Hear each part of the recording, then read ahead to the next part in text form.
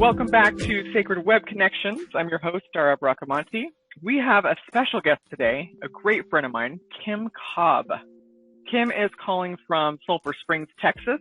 She is very spiritual and has been on her journey for several years now. She's been working to sculpt her belief system into what it is today, and of course it's still growing every day. She has managed to overcome her personal issues with religion and the way she was raised, and kind of combined her belief systems into her own spirituality, which works great for her. I think this is so important right now in the world. I feel like people are hurting, people are scared, and unfortunately a lot of that is coming from their church or their temple or their place of worship where they are being instilled with fear. And I hate seeing it because God is beautiful, God is loving, and I just don't feel like people have a good understanding of who God really is outside of the church or outside of their place of worship. So I think today it'll really help clarifying it with Kim. She's going to help us understand kind of how to integrate the two belief systems, or even more than two, and then tell us a little bit about herself and kind of how she came to be here. So before we go there, I do have a quote of the day. Actually, I have 3 quotes of the day. I couldn't decide. They were all so good. First one is, peaceful atheists are far more spiritual than hateful theists, by Fakir Ishavardis. Next one is, if you love God but hate his people, well then, you're not the Lord's people. That's also by Fakir.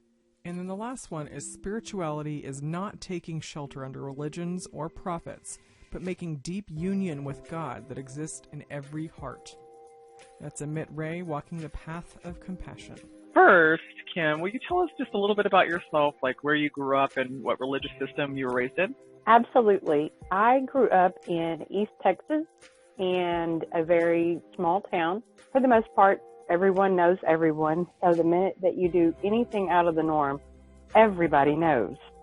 However, knowing that, you learn to be very careful about what you do and you don't do. This East Texas town, as we laugh and call it, it's the belt buckle of the Bible Belt. Texas is very conservative, and any time you step outside of what's your last name and where do you go to church, then you're on display for everybody to have an opinion about. The craziest thing about it is that it was Baptist, but I chose to go on my own. Now, to back this up a little bit, I don't remember a lot of my childhood, but my mom tells me that we went to church as a family when I was much younger, but I have no memory of that at all. So I just started going to the local Baptist church whenever I was old enough to go on my own. I didn't go with my parents at that point. Okay, interesting. And what sort of brought you to the church if not your family? Donuts. Free food. Okay, so I know it sounds really, really funny, but in most typical Baptist churches, they go around knocking on the doors, inviting you to church, and we have these programs for your children, and they would come by on a Saturday and they would have, let's say, donuts or candy or some way of enticing, which sounds awful because it's like they were religious predators. They would walk up into your yard and knock on your door, and mom or dad would go to the door, and there would be which in my case were 6 children behind the door going, who is it? Who is it? What are they going to give us? And it was church people, and basically they were enticing us to come to church, and we'll pick you up on the church van, and when you get to church, you'll have donuts and chocolate milk and everything that a kid wants to hear when you're poor in East Texas. Oh my God. I have literally never heard of such a thing. I've heard of, like Jehovah's Witness, they go door to door and they talk to people, but literally bringing donuts and candy and chocolate milk, really? That is what they did to entice kids. It is, and unfortunately, and too sad too many times, it worked, and it got the kids there. And for my own personal, and in my family, I won't say for every family, but we were so poor that it actually gave us something to do on a weekend when we had nothing else to do. And that sounds awful, but it's very true. I mean, I could see in a sense that, especially for families that don't have a lot of money, on the weekends and stuff like that, if they have free food really anywhere, that's a benefit. That's an opportunity. But to me, it like you said, predator, it does seem like they preyed on the poor and enticed with food that they couldn't afford. On one hand, it can seem really sweet, really nice, really generous and giving. And on the other hand, it seems a little manipulative. Yeah, absolutely. The basis of religion right there, manipulation. Whatever it takes to get people in numbers in the door, honestly. And I believe that they had good intentions. However, I believe they did it very poorly. And what was it like for you growing up in that Baptist religion? As far back as I can remember, it was all about the idea of doing the right thing, the right way, being the right person. Growing up in it, you were told that you could do better than where you are and what you're doing as long as you did it this particular way. So the bad part about it was that using that on the mind of a young child, totally manipulative, no parental supervision, no one to balance out what you hear being told at church versus what someone else might understand as manipulation from those people. A child can't understand that, I guess is what I'm saying. So do you feel like they made it seem like it was the end-all be-all? Yes, and make no mistake, an unsupervised child at church was like fodder for the masses. It was, and it is still easy to make the child trust that adult, and that adult leads them right through all of these steps of religious conversion. There's no one else there to explain to you what's going on, and they use big words and big ideas, and you have no idea what they actually mean. You're just following what you're being told to do without any real understanding. You know, it's crazy, and I know this is going to probably piss some people off, and other people, you know, may laugh or agree or disagree or throw stones, but it sounds cultish. Oh, yes. I mean, that's so crazy to me that, I mean, I know there's a lot of belief systems out there that are literally cults, but it seems like a lot of religious, it's not even really religion, it's those particular churches, those particular places of worship where it sounds like a cult, like they are taking advantage of children who have no parental supervision. Mm-hmm. I mean, no wonder churches were able to get away with, you know, stuff like abuse. Absolutely. If they're trusted, right? They're trusted. They're not just parents. They're not just authority figures. They're like God's authority figures. So I can imagine what they say and do is the God-like way. And so you're expected to do that as well. Absolutely. One of the things in the earliest memories that I have, and I want to say this was maybe around 7 or 8, maybe, I went to, and this is it's not very different from typical Baptist church, but it was an independent Baptist church. So they have a little bit different beliefs than what we consider a Southern Baptist church, who have a little bit more people who can control that sort of church. But these independent Baptist churches tend to be very small, and the kids that are brought into it are made to feel like a part of that family because it's such a small church. So you sit with your youth leader or your Bible teachers or whatever it is, and you begin to look at them as a parental figure, and you believe what they tell you to believe and how they tell you to believe because you trust an adult has your best interest at heart. And they should. And they should. Yes, ma'am. Oh, my goodness. Well, at what point did you start thinking and wondering, is this really the way? I think it took me quite a while, honestly.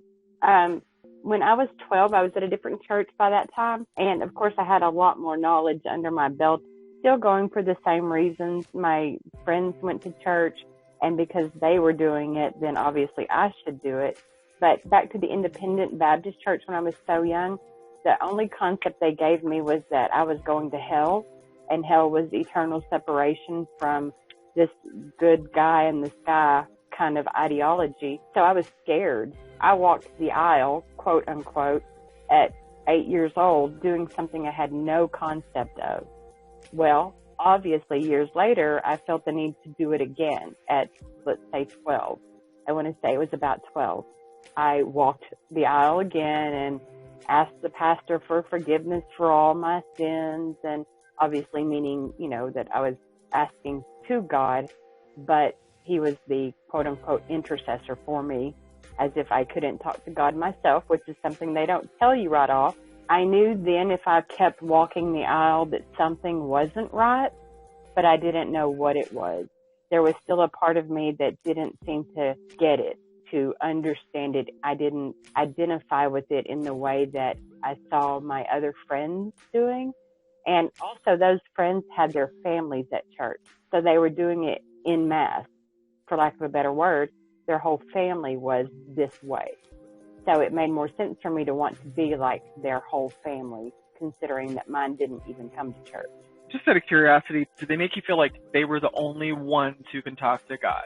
I think in the beginning I saw it that way. Now this church that I was at the time of 12, and again, we were a little bit older so we could understand more that we had the capacity to talk to God, but he was some guy in the sky, old white man, big robes, nothing about living within you.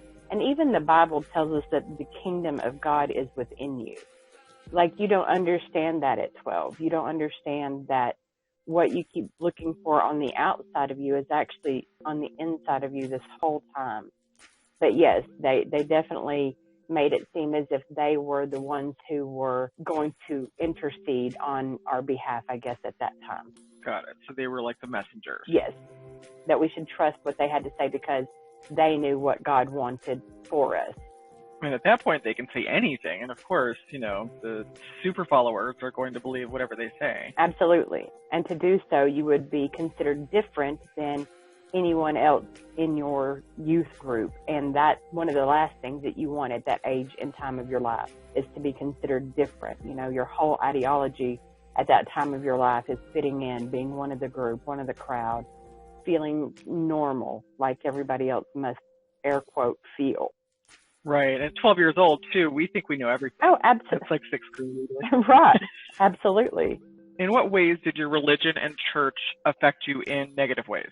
Mostly, it made me very, very short-sighted as to what is actually out there.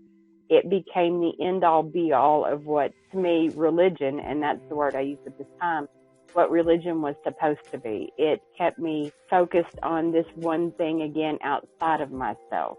I didn't realize how church and religion had affected me, honestly, until recently. Like most of my life, I just assumed that what had been happening was normal. I had blindly believed whatever I had learned at church. I was saved and baptized when I was 12, but then again, back to, I did it again when I was 26. So still, something in me knew that it hadn't taken hold, for lack of a better word. I'm still searching at 26 after these first two experiences earlier in life. Somewhere in my mind, I realized that I wasn't feeling what I should be feeling with this old white man in the sky God. The religious part of it kept me held prisoner to an idea that my sins were keeping me separated from God. Wow. Mm-hmm. That is powerful, and especially as a child. Yes. Yes. I can't even imagine. I didn't grow up in religion, thank goodness. My parents, they didn't go to church. My mom was kind of Christian, my dad was kind of Catholic, but they never forced anything on us. Everything was wide open. I went to church a few times with friends and stuff like that, but it was never really a big deal. So I can't imagine growing up like that in that kind of environment. Exactly. Religion kept me held prisoner, and more than anything, I had learned about the only God recognized was those recognized by organized religion. I had no idea what the Bible actually meant, what it actually said, because I just kept listening to that pastor standing on the pulpit telling me how I should believe. I didn't know that I could believe for myself.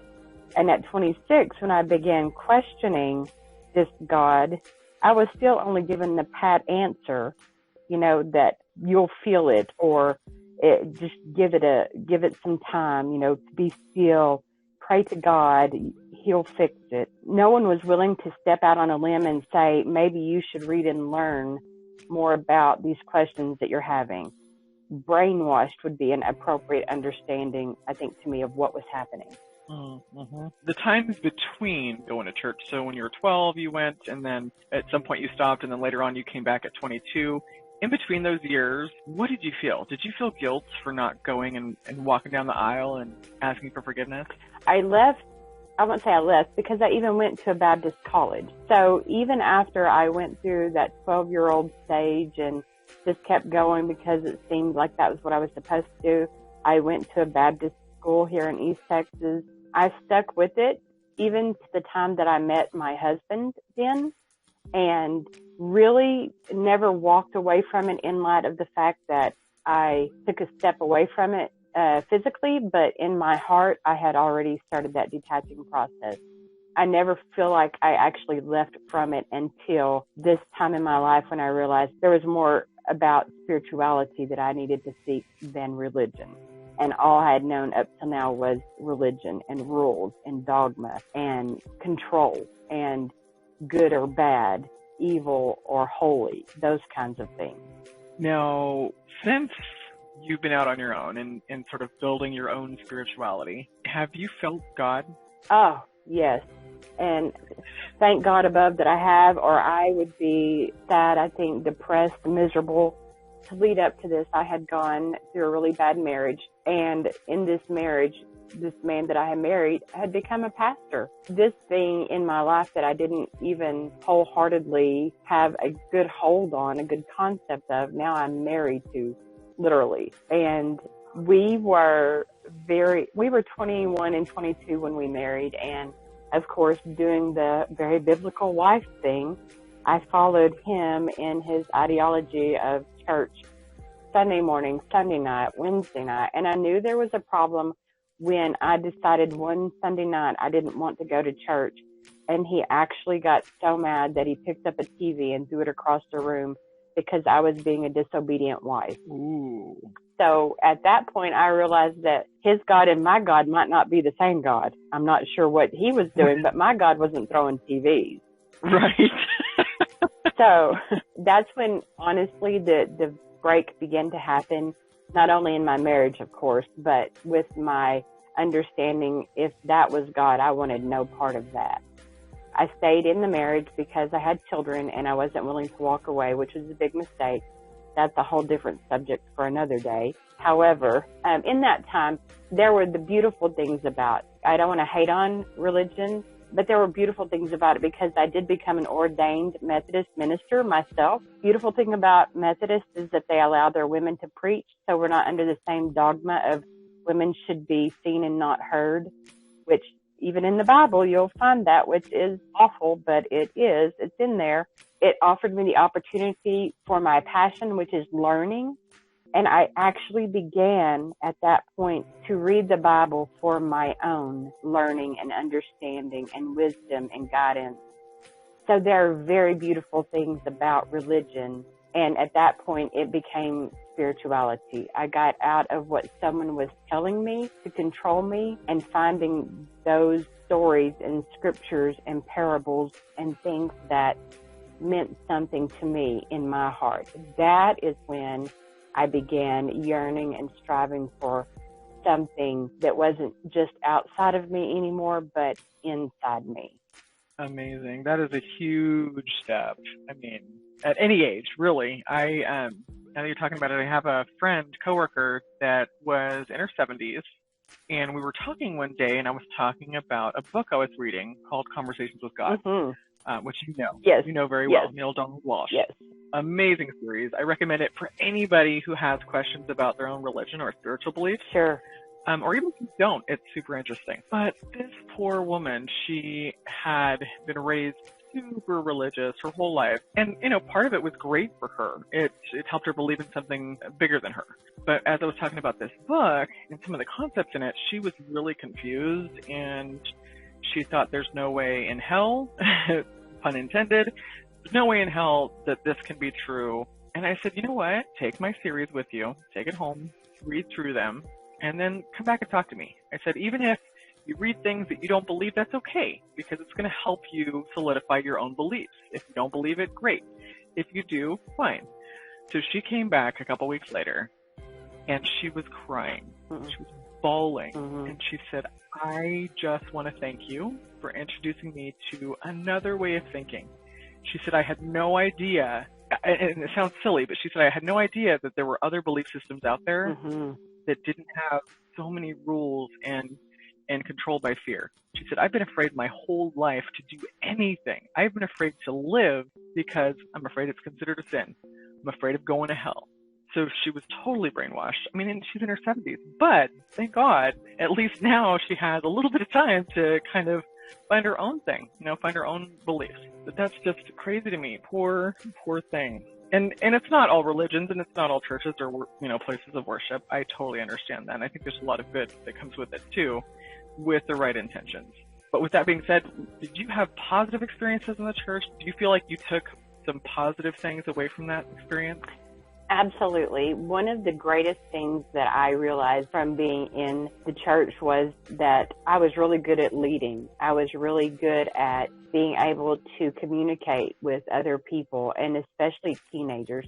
So I was a youth minister in 2 different churches, and honestly, it allowed me to start influencing them a little bit differently than what the church was going to. And that is when I started really flourishing and studying the Bible. And because we know as teachers, when we teach, we also learn. And that was the thing that really got the creative part of, I can make an influence in someone else's life. I can take them out of this old white man in the sky kind of God and start making them understand that it's more of a personal relationship. I got rid of the word religion altogether when I was teaching and started teaching the kids about a personal relationship, that what the Bible had to say was an allegory. It was parables. It was stories. It wasn't meant to be as it's been interpreted. For instance, the Bible has books of it that weren't even put into the Bible as we know it right now. They actually have left out so many books that have actually ended up in the Catholic Bible and in the Latin Vulgate, and they never even made it into the Bible that we're reading now. And you ask yourself the question, why? So what I learned more than anything was that there's a whole lot that we weren't being told or taught at church. They weren't teaching the history of any of this at all. They were just teaching about an ideology. And here I am again being the learner and the one who wants to know everything I can get my mind on. And I've realized that we're being fed half truth everywhere. Right. They don't tell the whole story. It's not lying. They're just not telling the whole story, right? Right. Absolutely. And in doing so, that keeps us subjugated to the control of the church. They're not going to tell you about the story of Mary Magdalene, that she has her own book, or that Thomas has his own writings, that there are parts of the Bible. I have a Bible that has stories that were not put into our Bible, and when I read them, I understand why they were kept out, because it doesn't seek to control us. It teaches us that we have our own will and our own mind and our own way of being able to experience who God truly is. That makes so much sense. So it's probably fair to say that you kind of grew up in fear of the church or in fear of God. Yes, absolutely. That was the hardest thing to come out from under, to tell you the truth, because here I was trying to make these changes and knowing that it was against everything that I had been taught in church, and these are, again, certain churches. So I made my revolution through churches, from a very staunch independent Baptist church to a Southern Baptist church to a non-denominational church, which is more freeing than any other. If you're going to be in a church, thank God you can sit in a non-denominational church where at least you get out of the confines of a denominational rhetoric. So the fear is still there, don't get me wrong, because every day you're questioning. He's standing in the pulpit and you're questioning, what the hell? That doesn't make any sense to me whatsoever. Why would you say that? And why would you scare people? And here's the hard part about it. They're just a product of their own environment too.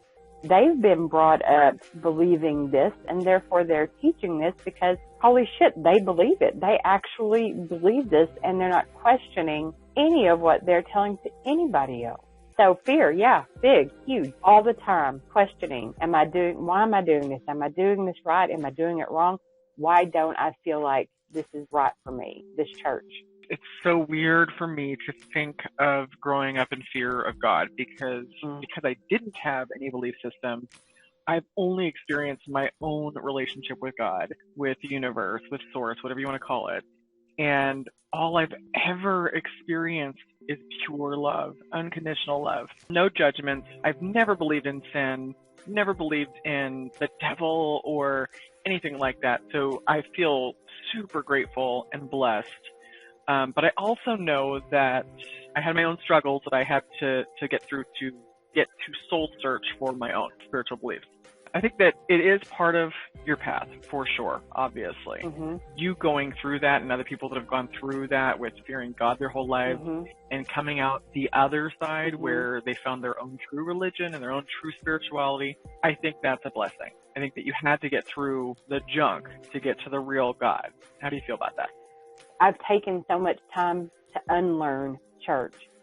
That is my biggest deficit, that I feel like at 47 now, and I didn't really start unlearning church until about, religion. I was 44, and I've had to unlearn a good 30 years of this, and it's awful. I hate everything about the time that it's taken from me. I'm resentful, and I know that I can get past it, and I have, and I will, but there'll be moments that even saying a prayer, I get angry because I feel like I fall right back into praying to that big white man in the sky, and I have to stop and redirect where I'm headed with this prayer. I could have used my time so much more effectively if, like you, I hadn't been raised in church and hadn't been raised in the fear of, if I do this wrong, I'm going to hell. And even the concept of hell and heaven, I don't believe that anymore. Not at all. That is actually one of my questions for you, is do you believe in heaven and hell? And if you don't, like, what do you believe? Oh, great. That's a wonderful question. I like that question now, because I feel like here's one thing, and I'm just going to throw this out there. Someone very wise once told me, believe whatever you want, but be prepared to defend it. And, of course, that was you, to know what I believe and to know why I believed it. And here's my concept. Here's what I've learned about, for me, for heaven and hell. And, of course, again, it's its own cycle of trial and error, I guess, trying to find your path, which you will. Like you said, our paths are ever changing. What you began at one stage is not how it looks even 6 months later. But for me, I had to understand that there was such a thing as reincarnation. Now, as Christians, we're not taught that at all. We're taught that we get one life, one chance, we live, we die, and based on our good deeds or bad deeds, we're going to heaven or we're going to hell. That is so arbitrarily wrong. It's just awful to consider that we don't merit going to a good place or a bad place, whichever we've done. So I don't believe in that anymore. I do believe that we live, that we make an agreement to come to this world. We live this life. We learn what we can. And when we leave this world, we either choose to reincarnate to learn what we haven't learned before, or we do spend eternity. We choose to stop the cycle, and I believe that it is an eternity. If you stop the cycle, I believe that that is your choice and that you've learned all that you're going to learn from this life, and you do spend the rest of your eternity. Energy never ceases. So our souls are just energy, and when they're done with the energy of this body, they have to go somewhere. And I believe that is an eternity, but I believe it's not golden streets. I don't believe it's anything like that, but I do believe that it is a connected, straight line to source, to your higher power. If you call him God, source, higher self, whatever you connect to your life as your higher power, I believe that you get to seek out the rest of eternity connected directly to that higher power. And honestly, the Bible teaches that we get to spend eternity with God. So it's not a misconception. I think it's just being taught badly. I believe that being here on this earth, separated, and the Bible says it, to be separated from God. Well, we are separated from God here on this earth. I believe this earth, here and now, is our hell. We are separated from that source, that physical connection to the original creator that brought us into being at all. I totally agree. I don't believe in heaven or hell. I think that heaven is just the place where you're back with source. And like you said, hell is what we've created for ourselves on earth, because we know damn well that we have mastered suffering. Yes. Individually, as a human race, we have mastered suffering, so we've created our own hell. I mean, look around, look at the atmosphere and look at global warming. I mean, although Trump says it's not real, obviously he's full of shit. Absolutely. We can see the signs all around us. And I also believe that, when we come here, we agree to forget that we're connected to Source so that we can truly have a human experience. Absolutely. And I think that's the only way it would work for us to even be here. You can't experience God if you already know God. While we're here, I believe that we are in an illusion of separation. Yes. So that we can experience God through our own experiences. Absolutely. In the end, we're all connected. We're all part of God. We don't separate from God, but we rather have an illusion of separation so that we can experience God's self. So I think that's a beautiful way to think about it. And that's a huge jump for you from heaven or hell and being damned for eternity to now all of a sudden there is no hell other than on earth, and it's just love for the rest of your existence. That's amazing. It is one of the things that has been hardest for me, I think, in reconciling any and all of this, is that love was a hard thing for me. And you know this because of our personal conversations. Events in my life have hardened my heart. Experiences that make me close off to the feeling of the emotion of love. And so if God is love, and he is creator, higher power, source, whatever you want to call him, that is all he is love. So those of us who have had terrible experiences, and a lot of us have, those experiences close off a part of us that is that direct line to our higher power, God, source. One of the things that's the very hardest to unlearn is that people treated us in ways that have kept us also from experiencing the true love of that father figure or that creator or the person that we're supposed to be able to talk to easily and openly. So back to the experiences of what God is, and that love having to find the balance of I can love and trust this thing where I didn't love and trust humans in my life and things that they had done to make my life so much more difficult. Oh, that brings up a really great question. Do you find it also affected the way you could love yourself? Oh, sure. One of the biggest things that I deal with is shame and guilt. And I'd like to say that I've beaten that, but I haven't. It's still a place, and I hate to say it, but religion does beat that into us, that they use scripture to do that. You know, no one is worthy of God's love. And then on the next level, they'll use another scripture to say that nothing can separate us from God's love. So you have all of this shame and guilt and not good enough, and we've got to confess these sins that we don't even know what they are. Those things keep us from truly loving ourselves in a way that is healthy and teaches us to open and to grow and to not always beat ourselves up and berate ourselves or hold ourselves in contempt for something that is just normal, everyday human screw up. So whatever it is that you use to cope, and for me, drinking became a big part of being able to cope with a bad marriage. And every time I would overdrink, I would have this deep sense of shame and guilt. And while it was shown to me there, I also realized that it had been done to me from parents, things in my life that I was made to feel shame and guilt for. So for me, it's an ongoing pattern in my life to experience shame and guilt instead of love and acceptance. And that is one of the things that I work on a lot and have tried to learn how to forgive myself for all of that and get past it and get through it. That's huge too. And you know, it's crazy. A lot of people don't like to admit their quote unquote faults. Mm-hmm.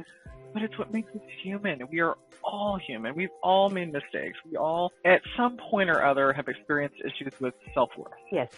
That was a big one for me. It's just my whole life feeling like I was unworthy of God's love, that I was unworthy of God's gifts. And so it took me a long, I want to say like 20 years to really come into my spiritual gifts as far as, the intuition and the energy healing, because I didn't feel worthy. I didn't feel like I had done enough or been enough to be worthy of the gifts that God would provide. So I think that it's really brave of you speaking up like that. And people got to understand, we've all been through shit. We all deal with shit every single day. But how you deal with it is what makes you happy or miserable, right? Absolutely. One of the greatest things I think has been realizing that I'm no different from anyone else. And they would look at me and I would consider that I'd made a fool of myself, and they could just laugh it off, because with that shame and guilt also comes judgment. Nobody judges me harder than I judge myself. And I think that also is a byproduct of having been raised in church, where they say, he with no sin, cast the first stone, and that we judge not lest ye be judged. But let's be honest, the church is the first grouping of people who are likely to judge us and what we do, be it lifestyle choices, be it political views, anything that separates us from what they deem as truth, we're judged for. And it's something that you learn there. I hate to say it, but my biggest defense is that judgment of not only myself, but other people. And that is something that I've worked so hard on this past probably 4 years, is to get out of the judgment of seeing someone and making that snap judgment about who or what they are, and to learn that that's none of my business. It has really nothing to do with me. So walk on, live your life and let them live theirs. The beauty of being able to make connections with people who are in church, to make connections with them outside of church, and to be able to finally express to them one-on-one, like your opinions, views, and ideas, and to see the light come on in their own eyes. And that's when you know that your past has affected theirs. And without having to fight or have aughts or problems or any negative, you can sit and discuss these things with your First Baptist 72-year-old wonderful friend, and she understands about my being gay, how that has nothing to do with how I love God, and that she doesn't get to judge my life because I love somebody differently than her. What I understand is that God is love. And again, let's go back to God creating us. If God created me this way, and He has, and then you need to meet me where I'm at. You said that God makes no mistakes when He makes us. Well, is that truth or is that false, as you're judging me because of my lifestyle or my political views? But we've had the opportunity to reach out to other people and begin to share our stories and let them know, just because we're gay doesn't mean that we don't love God. Just because we are different doesn't mean that your God hates me. My God loves me just the way I am. And being able to have the conversations with those people who are still caught up in religion has been beautiful. You mean you don't think God fucked up when He made us? So here's my story, sharing with my friend who is a very religious older woman who I admire and respect so much. She has often held about, especially gays, and I'll put it this way because that's such a touchy subject in the church. They get up and they preach about how it's wrong, based on a few scriptures that they've taken and lumped in or taken apart from. Also, don't wear two different types of clothes and don't eat any meat of animals that have hooves. So they leave all that in there and they don't care about that, but they pull out the one scripture that talks about homosexuality in their point of view. So having the conversation with her about this part of church, not only am I gay in my family, so is my brother, so is one of my nephews, so is a niece, so is a cousin. So she understands now that it's hereditary. She would believe that it was a choice. And I was like, you don't have a choice. If we had a choice, we'd choose an easier way in life. But because the church has indoctrinated her to these beliefs, that's just what she believes. But she loves us. So she has this dark night of the soul, this wondering, well, now what do I do with this? Because these people I love and care about are gay, but my Bible teaches me it's wrong. Now what do I do with it? So sitting back and watching her grow through this has been a beautiful experience. Oh, that's amazing to be able to witness it. So kind of back to sin, to me, I don't understand it. And a part of that is probably because I wasn't raised in a church, but I don't understand the idea of sin, the theology of sin. To me, it's like, if it feels good, how could that be considered a sin? If it feels right, how can that be a sin? And why would God give us free will just to punish us if we use it? Exactly. That was one of my questions all my growing up years. If I was ever supposed to question God, why do I have these questions? Because no one wanted to answer the hard questions.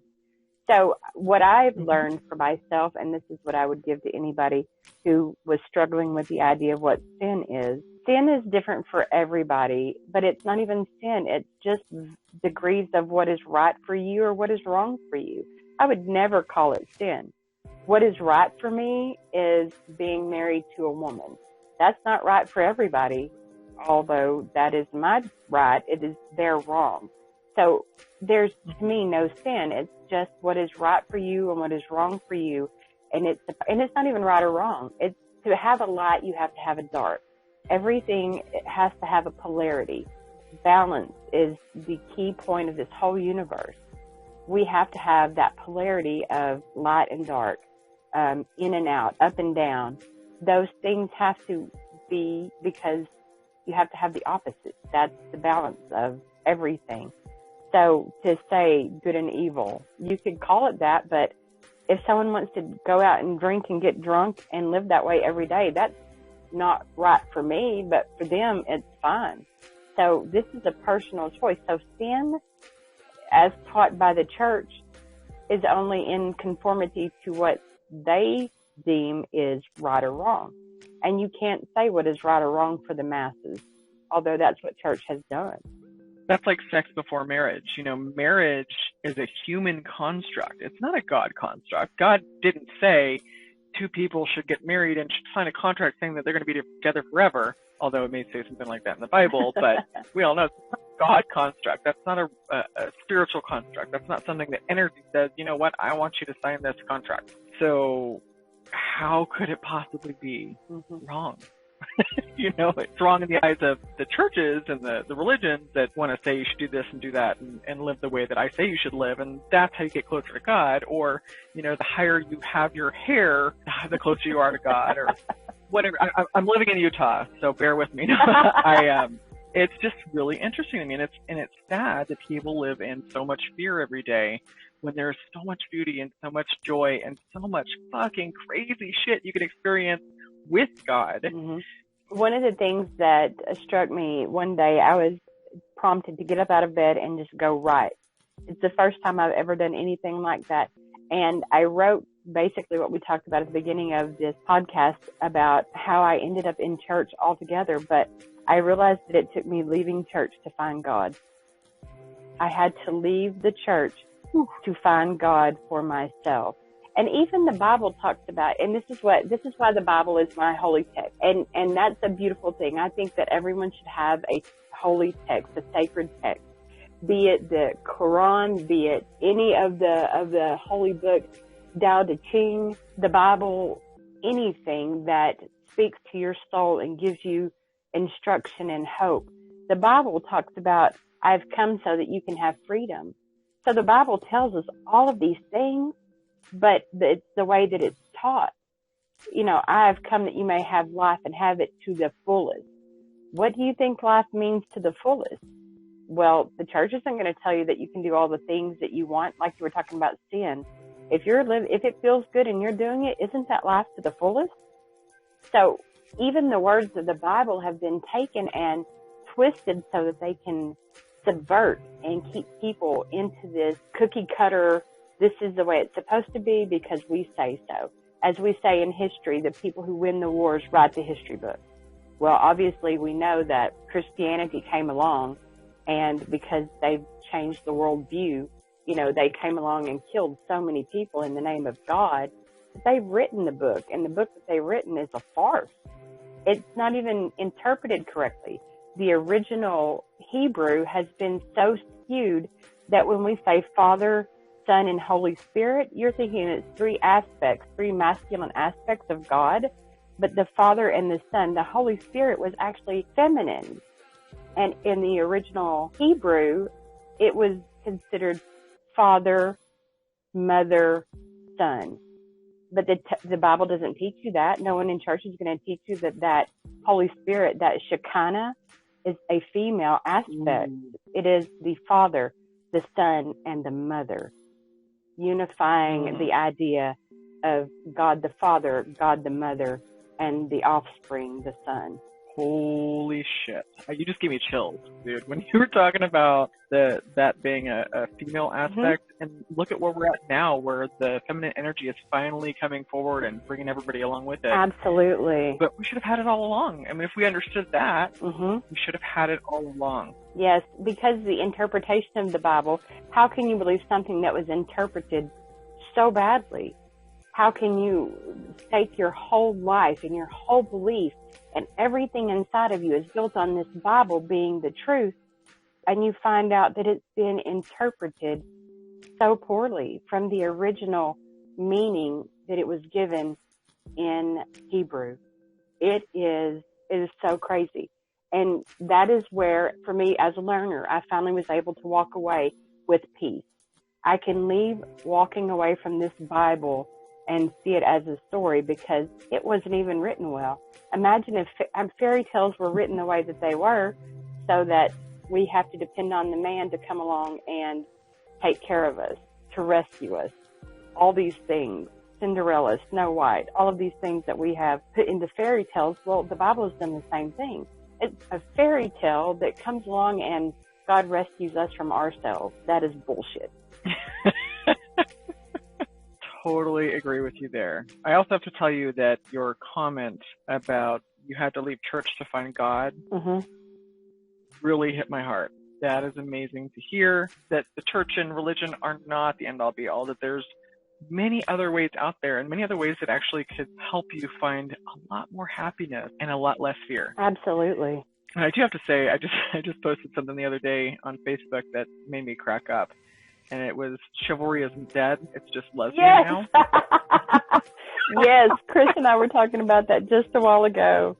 Can you describe sort of what your daily spiritual practices are and how you incorporate religion and spirituality into that? Absolutely.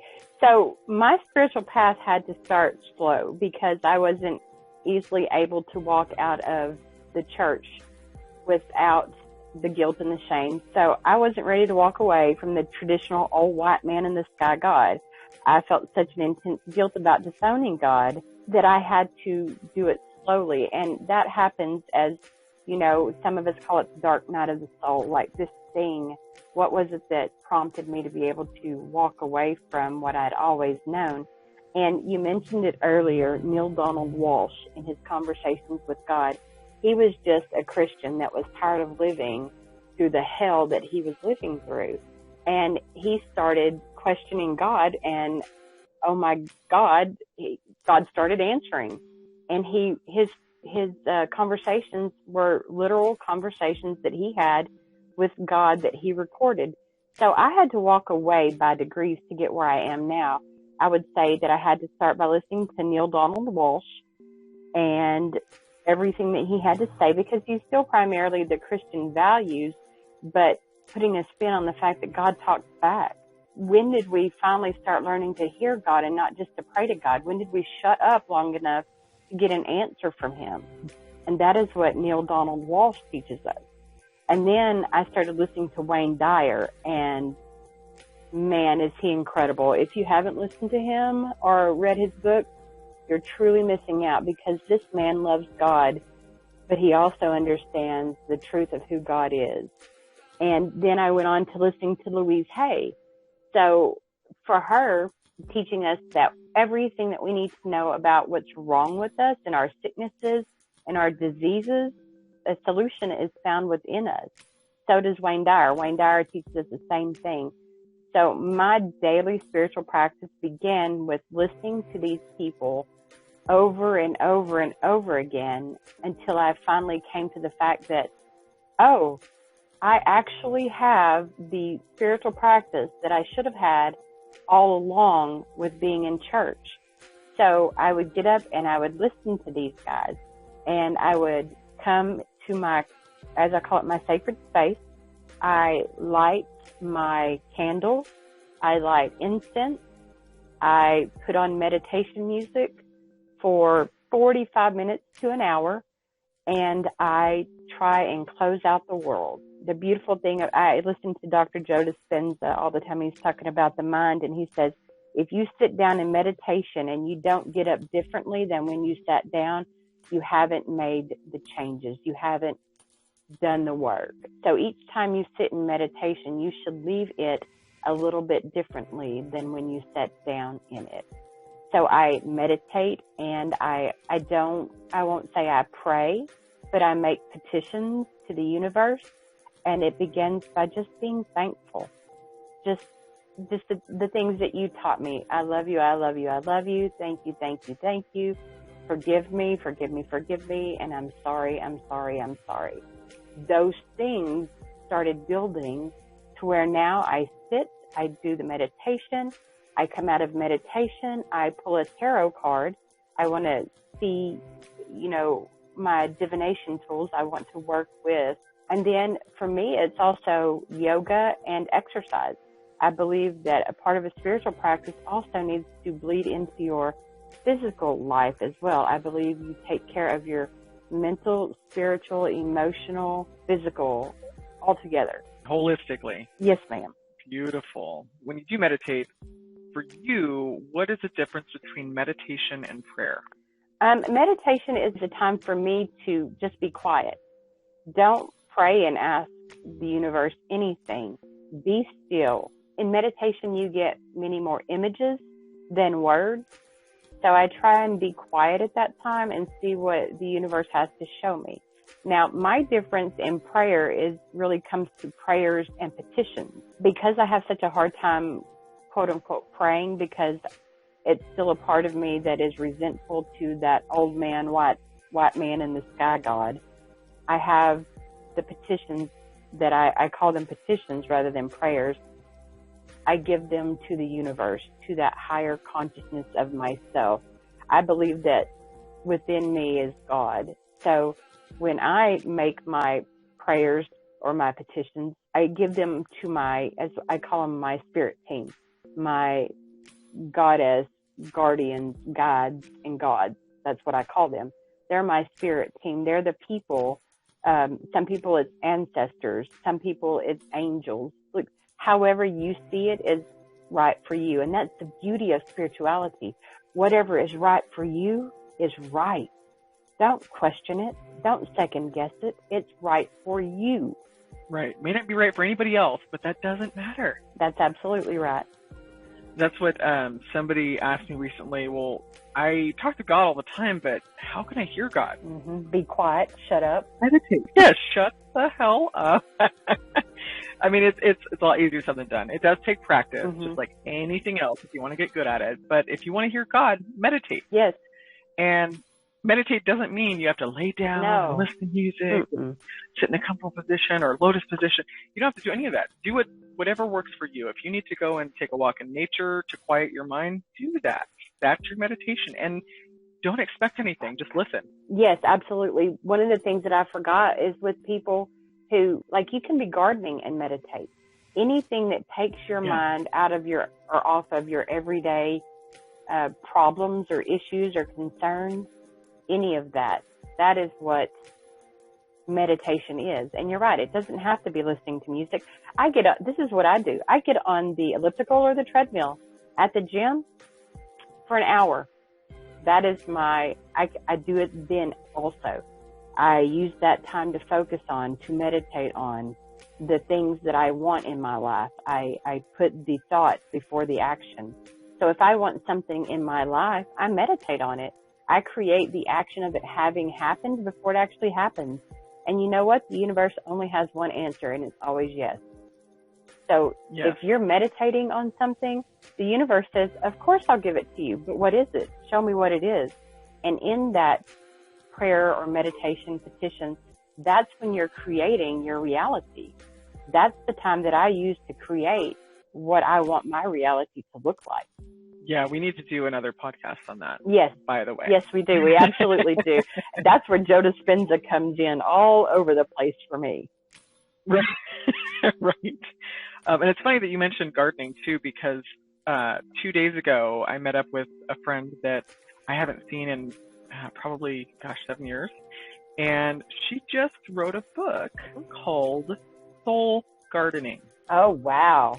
Yes, it's a book full of stories, a spiritual journey. It's about God. It's not really set in any sort of religion. I haven't read it all yet. I can't wait to read it. I will have another podcast with her probably in the next few weeks. But yeah, that's a great way to, one, get grounded into Mother Earth and get out of your head for a little bit and meditate and just listen and use it as therapy or exercise or art. Yes, ma'am. That's the beautiful thing about this, is that we get to do that and touch Earth, touch the very things that God created and put at our disposal. It is a magical feeling when you allow it to happen. Yes, ma'am. You allow yourself to feel that connection. Yes, ma'am. Question for you. Do you believe in magic? And what about magic do you believe? Oh, I absolutely believe in magic, and here's the reason why. If I've read a book, a Bible, that is filled with miracles, quote unquote, what's the difference between miracles and magic? It's just perception. It's just the way that you look at it. And I absolutely understand that the idea of magic is what I create it to be. I don't have to wait for this miracle and call heaven down to perform this thing for me, because I understand now that I have that power. That power is within me. Magic is my power within me. I love that. A couple more questions for you. This is a big one. Really think about it. What advice would you give to people who are struggling in their religious beliefs and are feeling lost? That one's a bit of a difficult one, because so many people are at so many different levels of what religion is to them. So if I were answering from someone who has been steeped in it forever, the first thing that I would suggest is, how well do you even really know yourself? Are you the captain of your ship, or are you letting someone else steer that thing called life for you? Are you willing to do the hard thing and search your own soul for what it is that makes you happy or makes you sad? And then question, why are you struggling? What is the struggle? Is it belief? Is it understanding? Is it the obvious ways that the Bible contradicts itself? What is it that keeps you from having that connection to your higher source and creator and universe in a way that obviously you're longing for, because the struggle is there for a reason. I believe, like you said, once we've been through trauma and things in our life, the change and the growth in us is born out of that struggle, that drama, trauma, whatever it is. So to tell someone what to do is really the first tenet in a lot of things, which is to know thyself. You need to know what's not right and what your goal is and how will you get there. You need to have something in mind that will change what feels like a struggle into an everyday, fluid, beautiful part of your life, a path choice that allows you growth and something out of stagnant waters into thriving energy and full of life and beauty. I love that. I love that. Thank you. Like, be still. Be still and know that you are God. It is you. You are that. The only thing, like you said, that can fill that void is not outside of you. It's within you. Ooh, yeah, that's crazy. I get the question too, like, well, especially with energy healing, but even just believing in the universe and source and God energy, what if it's all bullshit? And if it is? And my answer is, what if it is? Exactly. Who cares? Who cares? It is, honestly, it makes me happy. It makes me find peace and joy and experience unconditional love. And I'm secure and I'm safe in the world and in my body and in my belief system. It brings me so much fucking happiness that why would I not, you know? Yeah. Someone asked me one time, I said that if I had the opportunity, what would I do? And I said, I just want to help people. I just want to make a way for people who have no way. I want to teach them. I want to educate them. I want them to learn that they're not alone in this, that there are so many people just like you. I see so many people deal with depression and anxiety and sadness and addiction and pain. I just want these guys to understand they're not alone, and there is something outside of all of that. There is hope and love and joy and kindness and growth and understanding, and they just have to be open to that. And it's not always easy to open yourself to these kinds of things, but the beauty of it is when you do, look what can happen. Yeah, I feel like if you are believing in something that is making you miserable, whether it's religion or your own spirituality or science or whatever it is, or these people that think they're atheists, when you're living that way, I feel like they're swimming upstream. I feel like they're resisting the flow of life, the flow of energy, the natural flow of the universe, and then they're wondering why their life is so difficult. Well, they're swimming upstream. Sure. All you have to do is let go and fucking float. That's right. If you can do that, you will find life is so much easier and more fulfilled. Right. I think crisis of belief is the hardest part for people to take in and make those changes. I believe that was where I began with having a crisis of belief. What is it that I actually truly believe about this world?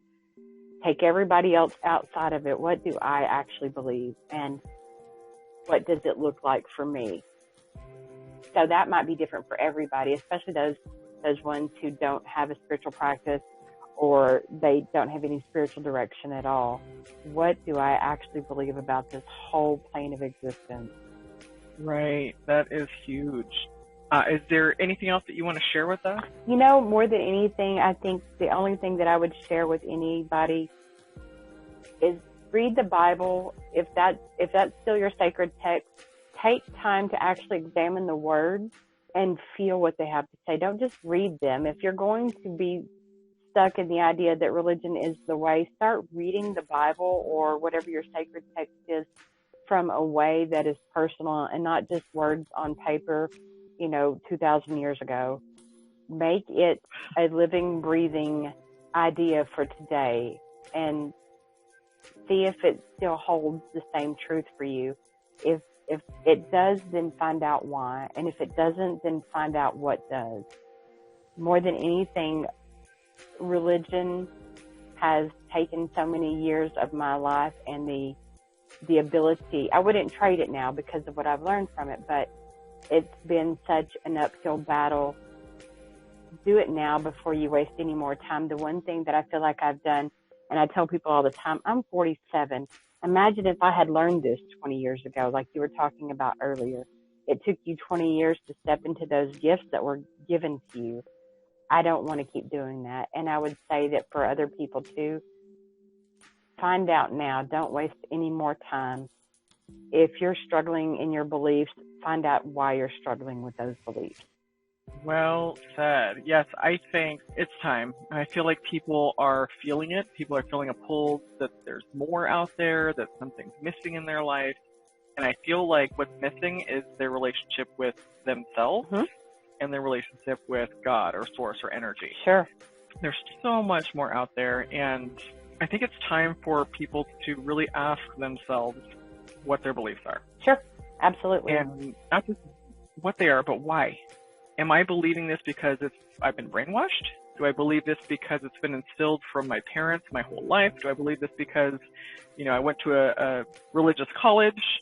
Do I believe this because my friends believe this? You really have to sit down, for those that do have a religious belief system, just sit down, take some time, and do some discovery. Sure. Figure out what you believe. Do I really believe this because it's in my heart and it's in my soul? Or do I believe this because it's been taught? Or has it been force-fed down my throat? You know, whatever it is, pull the belief apart and figure out why you believe it. Because if it doesn't make any sense anymore, then maybe that's not your belief anymore. You have to figure out what it is for yourself. What resonates, what feels right. Absolutely. If it doesn't feel right, it's not your truth. Absolutely. I think that's the best statement right there. If it doesn't feel right, then it's not your belief. It's somebody else's and you've adopted it as your own, but it's not. So find out for yourself what you truly believe and then start your growth, your path from right there. And it's going to change all along the way. Don't be surprised. Mine changed so many times that I still vacillate like where I'm headed, but that's the beauty of it. Nothing is wrong with it. No part of it. Right. How I believe and what I believe, there's not a thing wrong with it. What I'm doing is building my path, my spiritual growth, my spiritual practice. I build it daily. And I think it's important that you have a daily spiritual practice, even if it's 5 minutes in the morning of waking up, sitting up, and thanking the universe that you're still here. And if it's difficult, ask for help. You know, get me through this somehow, this thing, this day, this instant. And do it often. Don't just do it once or twice. Make it a part of your everyday practice. Yes. When you start coming up with your own beliefs, you're living for yourself. You're not living for your parents. You're not living for your church. You're not living for your friends. You're not living for your family. You're living for yourself. Absolutely. This is your life to live, not theirs. They have their own. They have their own path. That's right. And that's the other thing. Don't argue with anyone else about their path. It's none of your business. Your path is your path for a reason. If someone wants to do something entirely different, you don't question that because you're not them. You weren't created the way they were created. You were created specifically and beautifully yourself, you. That's all. Don't worry about anybody else's path. It's not for you. It's not up for discussion. Leave it alone. So good, so good. This is a conversation that obviously we can keep going on and on and on. And, you know, maybe we will. Maybe we'll come back, 6 months from now. Sure. And we'll talk about your new path. Oh. Because, again, every day changes. Oh, right? It has, and it has, and it has. And it's so great. And I love every minute of it. Every minute of it. It is. It's exciting. Like, what's right for you today may not be right for you tomorrow, and that's okay. Yeah, absolutely. Mine has changed so much. I could make a guideline, a path of it, and watch the highs and the lows. It's hilarious. Right. But I am so appreciative that you joined us today. This is going to be a really good conversation for some people, and some people it's gonna create some uncomfortable feelings in their body, in their mind, in their heart. And if you're feeling uncomfortable, that is a sign that you need to look at your own shit. You need to look at your own religious beliefs or your own spiritual beliefs and figure out why these things are making you uncomfortable. Absolutely. I do want to say that if anybody has any questions for Kim on her path or how you can kind of figure out your own path, please feel free to hit me up on Facebook at Sacred Resonance LLC, and I will pass those along, and she'll happily talk to you about it. This is something that I know she is passionate about. Very. And thank you so much, Kim, for joining. No, thank you, Dora. I appreciate the opportunity just to actually get it out there. Like I said, I want to help people, as big a grouping of people as I can. That's my goal in this life. Awesome. We will end with some affirmations for you. I am directly connected to God, Source, Universe. I'm a part of God. I have the power to create as God does. I am worth all of God's unconditional love. We will talk to you later. The next podcast should be coming out in the next 2 weeks, so look forward to it. I'll be talking to the author of Soul Gardening. Super excited about that. And for now, happy searching.